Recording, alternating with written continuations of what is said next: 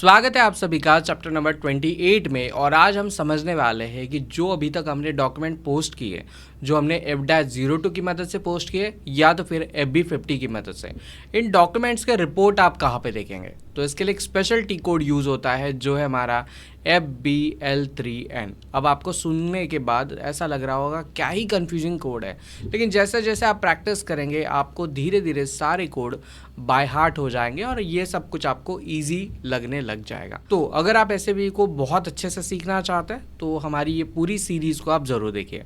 फिलहाल हम अपने टॉपिक की तरफ बढ़ते हैं, जहाँ पे मैं आपको बताने वाला हूँ कि कैसे आप जो है SAP में पोस्ट किए हुए डॉक्यूमेंट्स को एक पर्टिकुलर रिपोर्ट पे देख सकते हैं। और इस रिपोर्ट को आज मैं आपको कस्टमाइज़ करके भी दिखा दूंगा। मतलब जो जो फील्ड्स आपको चाहिए वही फील्ड्स आप कैसे SAP में कस्टमाइज़ करेंगे ये भी जानेंगे। तो चलिए बढ़ते हैं मेरे स्क्रीन की तरफ और समझते हैं कि SAP में आपने पोस्ट किए हुए डॉक्यूमेंट की रिपोर्ट्स को आप कैसे देखें।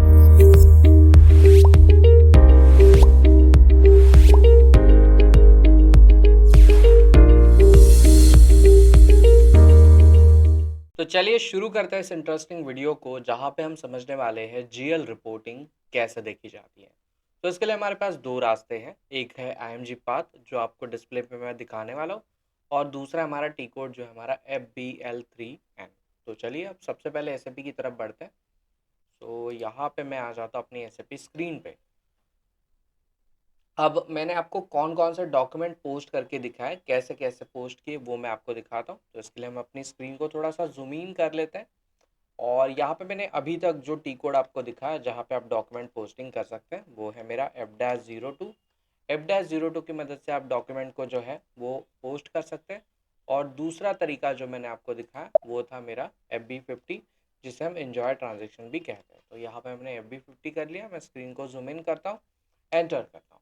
अब इन दोनों ट्रांजेक्शन्स में या इन दोनों टी कोड्स में मैंने एक एक ट्रांजेक्शन पोस्ट करके आपको दिखाया था। अब ये जो ट्रांजेक्शन आप पोस्ट करते हैं इसका रिपोर्ट भी तो कहीं पे दिखना चाहिए। तो ये रिपोर्ट हमें कहाँ पे देखने के लिए मिलेगा? सो इसके लिए हमारे पास दो रास्ते हैं जो मैंने अभी आपको बताया। तो पहला जो रास्ता है वो है टी कोड का, जो फटाफट हमें पता चल जाता है, जो है हमारा FBL3N। ध्यान दीजिए हमने टी कोड लिखा है FBL3N।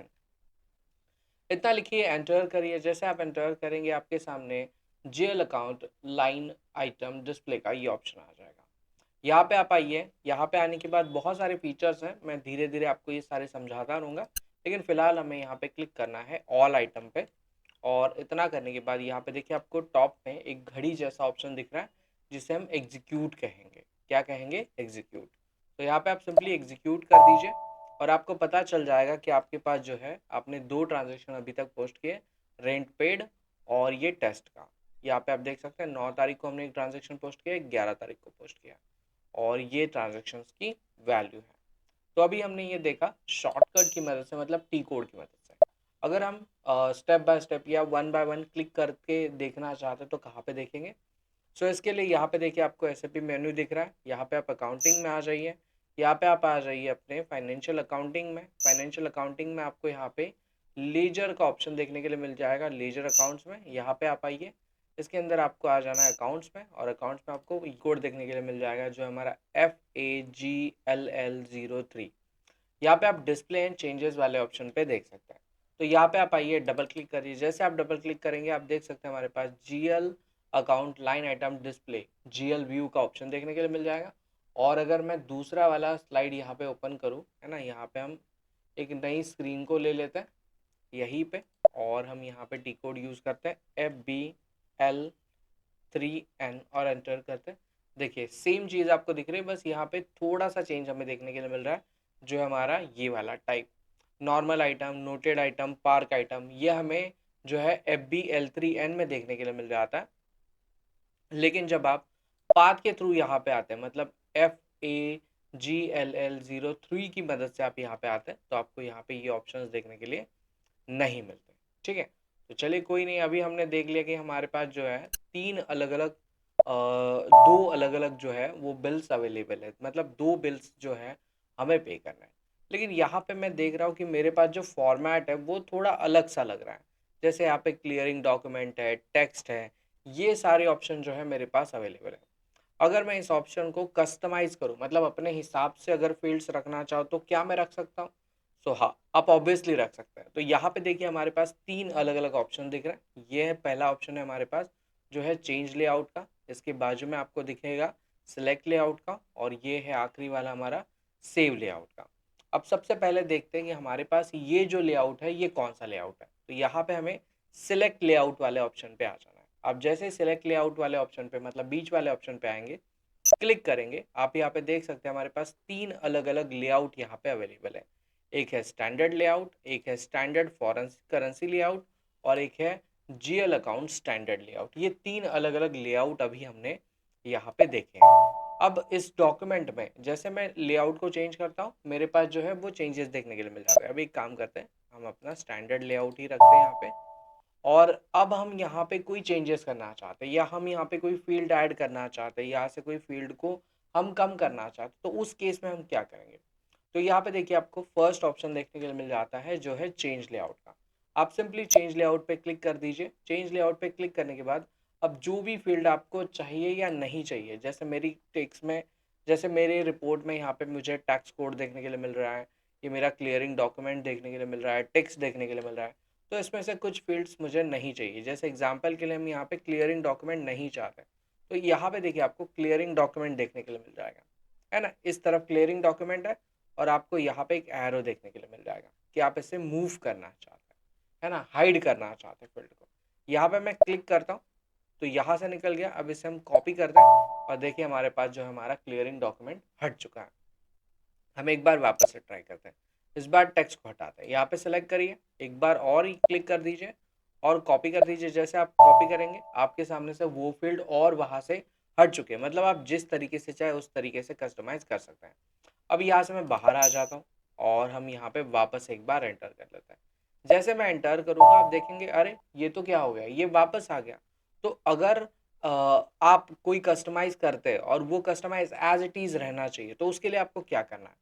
तो उसके लिए यहाँ पे देखिए, पहले तो हम यहाँ पे कस्टमाइज़ करते हैं। हम यहाँ से क्लियरिंग डॉक्यूमेंट और टेक्स्ट डॉक्यूमेंट को सेलेक्ट करते हैं, इसको मूव करते हैं।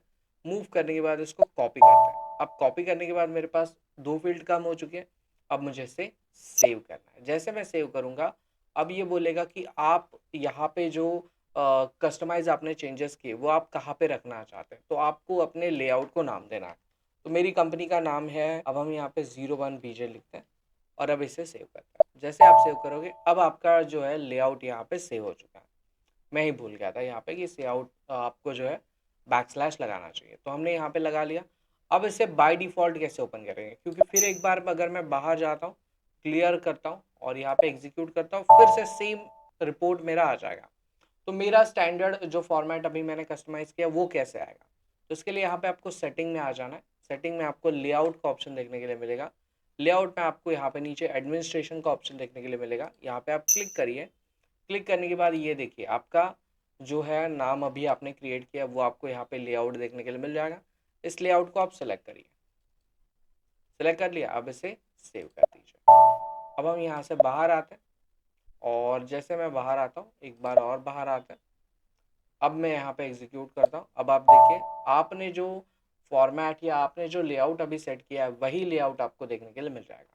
तो यहाँ पे हमने समझा कि आप किस तरीके से अगर डॉक्यूमेंट पोस्ट करते तो उसका रिपोर्ट कैसे देखेंगे। तो FBL3 की मदद से देखेंगे। इवन आप अपने हिसाब से अपने रिपोर्ट्स को जो है वो कस्टमाइज भी कर। सो देखा आपने ये कितना कमाल का फीचर है। यहाँ पे आप अपने सारे डॉक्यूमेंट की पोस्टिंग को एक ही जगह पे देख सकते हैं, जिससे आपको पता चलेगा कि कितने पेमेंट आपको करने बाकी है। इवन आप अपनी रिपोर्ट को अपने हिसाब से भी कस्टमाइज कर सकते हैं। जब भी आप अपना डेटा ओपन करो, जो फील्ड आपको चाहिए उतनी ही फील्ड्स आपको दिखेंगी। सो ये इस वीडियो में इतना ही था। अब मिलते हैं अगले वीडियो में, जहाँ पे कुछ और इंटरेस्टिंग चीज़ों को हम समझने वाले हैं। लेकिन तब तक के लिए आपको चैनल को सब्सक्राइब करना है, और सबसे इम्पॉर्टेंट चीज़, अपने उन दोस्तों के साथ इस वीडियो को शेयर करना है जो चाहते हैं कि भाई मैं SAP में अपना करियर करूँ। तो चलिए मिलते हैं अगले वीडियो में, तब तक के लिए अपना ख्याल रखिए।